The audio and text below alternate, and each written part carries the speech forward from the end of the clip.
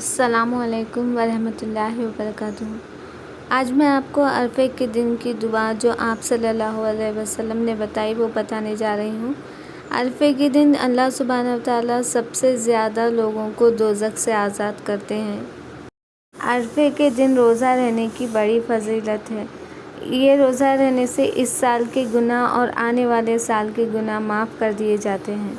اس دن کثرت سے نماز پڑھیں، ذکر کریں، درود پڑھیں، صدقہ کریں، قرآن پڑھیں اور کثرت سے دعا مانگیں اور اپنے گھر والوں کے لیے اور امت کے لیے بھی دعا مانگیں۔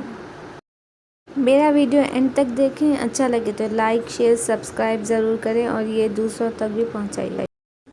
اعوذ باللہ من الشیطان الرجیم، بسم اللہ الرحمن الرحیم۔ میں پناہ مانگتا ہوں اللہ کی شیطان مردود سے۔ شروع اللہ کا نام لے کر جو بڑا مہربان نہایت رحم والا ہے۔ لا الہ الا اللہ وحدہ لا شریک لہ، لہ الملک ولہ الحمد وہو علی کل شیء قدیر۔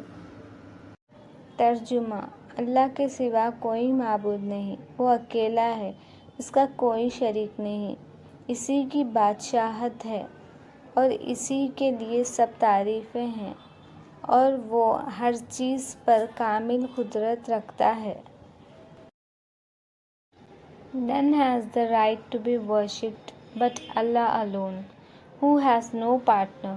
He is the dominion, and His is the praise, and He is able to do all things. اگر آپ کو میرا ویڈیو اچھا لگے لائک کیجیے، سبسکرائب کیجیے، بیل آئیکن پریس کیجیے تاکہ میرے آنے والے ویڈیوز آپ تک پہنچ سکے۔ شکریہ۔